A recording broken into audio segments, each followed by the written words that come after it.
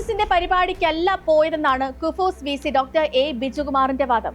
Association of Indian universities സംഘടിപ്പിച്ച പരിപാടിയിലാണ് പോയതെന്നും അദ്ദേഹം വിശദീകരിക്കുന്നുണ്ട്.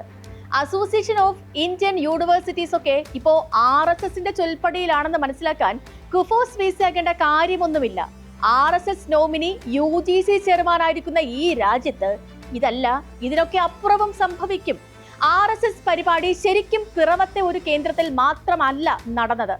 ഇടപ്പള്ളി അമൃത ആശുപത്രിയിലും വിദ്യാഭ്യാസത്തിലൂടെ വികസിത ഭാരതം എന്ന ചർച്ച നടന്നു. അതിലും മോഹൻ ഭാഗവതായിരുന്നു മുഖ്യ സംഘാടകനും മുഖ്യാതിഥിയും. കേരള VCയുടെ ചുമതലയുള്ള ഡോക്ടർ മോഹനൻ കുന്നുമ്മേൽ, കാലിക്കറ്റ് VCയുടെ ചുമതലയുള്ള doctor P Raveendran, Kannur VC ചുമതലയുള്ള ഡോക്ടർ KK സജു എന്നിവരും ഇതിലൊക്കെ പങ്കെടുത്തു.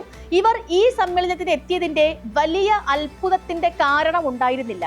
ഇവർ 3 പേരെയും സർക്കാർ അനുമതിയില്ലാതെ ഗവർണർ തന്നെ നേരിട്ട് നിയമിച്ചവരാണ്. അവർക്ക് കൂറ് ഗവർണറോടാണ്. ഗവർണർ രാജേന്ദ്ര അർലേക്കറാണ് ഈ സമ്മേളനത്തിന്റെ മുഖ്യ ആതിഥേയനും. ബാലനായിരിക്കുമ്പോൾ മുതൽ RSS ആയിരുന്നയാളാണ് നമ്മുടെ ഗവർണർ. ആ ഗവർണർ ഒരു പരിപാടി സംഘടിപ്പിക്കുന്നുണ്ട് എങ്കിൽ അത് മോഹൻ ഭാഗവതിന്റെ നിർദ്ദേശപ്രകാരം തന്നെയായിരിക്കണം.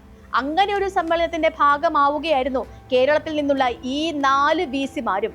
അവർ പങ്കെടുത്തത് RSSന്റെ പരിപാടിയിലാണ്. വിധേയത്വം കാണിച്ചത് മോഹൻ ഭാഗവതിനോടുമാണ്. അതിനപ്പുറമുള്ള ഒരു ഡെക്കറേഷനും ഈ സമ്മേളനത്തിന് ചേരുകയുമില്ല.